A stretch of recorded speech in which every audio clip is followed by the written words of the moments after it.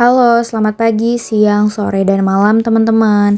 Perkenalkan kami dari kelompok 3, Toko Benang Merindu dari mata kuliah Praktika Aplikasi Akuntansi, Program Studi Akuntansi dari Universitas Jenderal Ahmad Yani.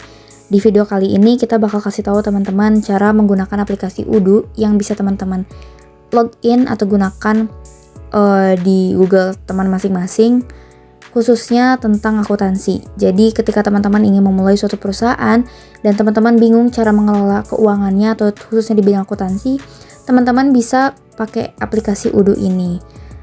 Nah, yang pertama ketika kita sudah berhasil login di web Udu yang ada di Google, teman-teman bisa langsung isi data dari perusahaan teman-teman. Di sini adalah data-data fiktif karena kita ceritanya lagi mau belajar aja tentang aplikasi Udu ya teman-teman. Ceritanya ini adalah toko benang merindu yang menjual kain-kain.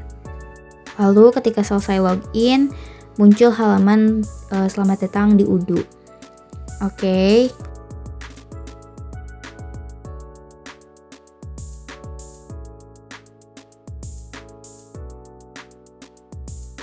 Oke, ketika halaman ini sudah muncul, teman-teman pilih accounting. Teman-teman di sini bakal nge-upload chart of account perusahaan teman-teman. Sebelum nge-upload, kelompok kita bakal nge-pending activation dulu biar segala aktivitas yang udah kita lakuin di sini nge-upload segala macam informasi perusahaan, data-data perusahaan itu udah otomatis tersimpan. Jadi ketika kita login kembali tuh udah ada, nggak usah mulai lagi dari nol. Nah, by the way teman-teman, di sini file mentahannya itu tuh udah dikasih langsung dari aplikasi Udu. Jadi nanti kita tinggal isi-isi aja chart of account-nya menyesuaikan dengan perusahaan yang akan kita buat. Nah, ketika sudah di-upload, jangan lupa kita import sampai ada notifikasi successfully imported. Jadi artinya file-file chart of account yang tadi kita import itu tuh udah berhasil masuk ada di aplikasi Udu perusahaan teman-teman. Nah, setelah teman-teman tadi upload dan cek tentang chart of account-nya, sekarang teman-teman lanjut upload informasi customer, informasi vendor, dan informasi tentang barang atau produk yang teman-teman mau jual. Nah, yang pertama ini tentang customer ya, atau pembeli. Jadi di sini ada pilihannya mau bentuknya person atau orang atau company, perusahaan. Nah, di sini karena konteksnya belajar ya, jadi teman-teman tinggal upload aja informasi-informasi fiktif, data-data fiktif, pura-pura aja intinya. Ini contohnya PT Kumbang Kambing. Terus alamatnya apa, ada di kota apa, terus di negara mana. Nanti teman-teman di akhir tinggal klik yang bentuk awan, nah buat di save tentang data customer-nya. Cara ini pun serupa ketika teman-teman mau upload tentang data-data vendor. Kalau misalnya mau data nih ceritanya tentang upload produk ya, karena kita perusahaan kain, kita ceritanya jual kain batik. Nah, caranya tadi kita klik vendor, kemudian kita klik produk. Sales price-nya berapa atau harga jualnya berapa? Ceritanya 2 juta. Terus di sini ada sales tax-nya otomatis 11%. Kemudian ada cost atau HPP-nya, kita ceritanya ngeluarin berapa sih untuk dapat 1 unit kain batik, 1.500.000 ceritanya. Kita klik lagi bentuk awan. Kemudian kalau misalnya vendor sama, kita klik vendor, terus nanti ada pilihan vendor lagi, klik lagi vendornya. Nah, lanjut ceritanya teman-teman mau buat jurnal penjualan. Teman-teman klik customer karena kalau menjual hubungan sama customer. Kemudian teman-teman klik invoice. Di sini ceritanya kita lagi ngejual kain batik 1 unit. Nah, otomatis udah ada teksnya ya, 11%, dan ceritanya si pembeli ini atau si PT Kumbang Kambing tuh ngutang sama kita. Maka akun yang muncul adalah account receivable, akun yang kita pilih account receivable.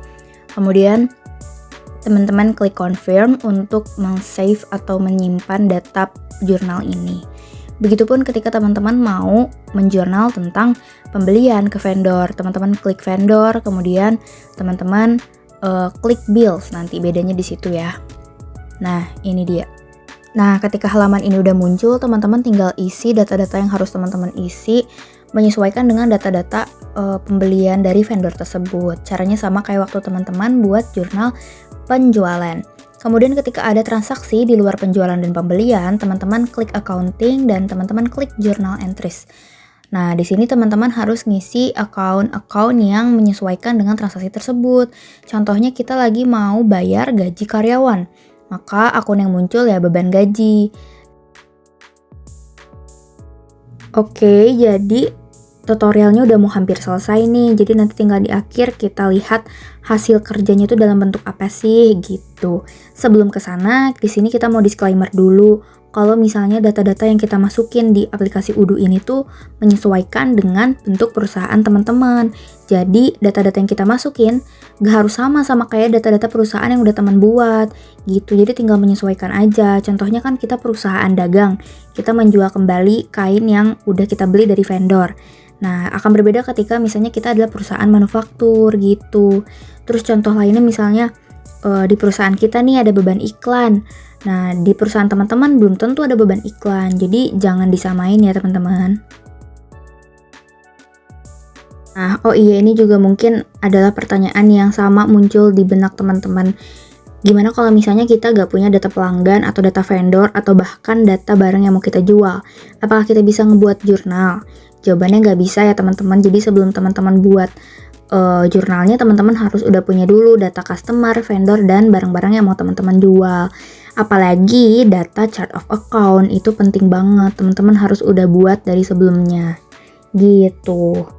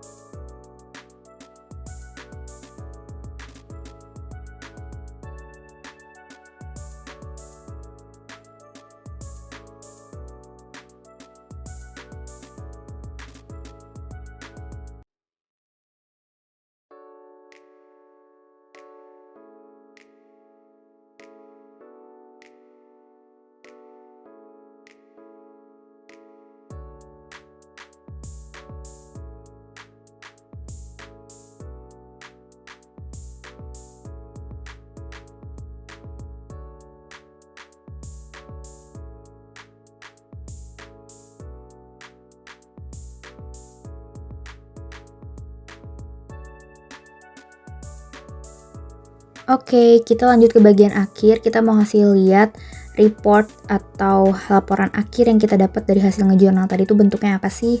Yang pertama kita klik reporting, kemudian kita klik balance sheet, maka muncul laporan seperti ini. Nah, dari laporan ini perusahaan tahu jumlah asetnya ada berapa, liabilitasnya ada berapa, begitupun ekuitasnya. Oke teman-teman, jadi kelompok 3 pamit undur diri. Video tutorial Udunya sudah selesai.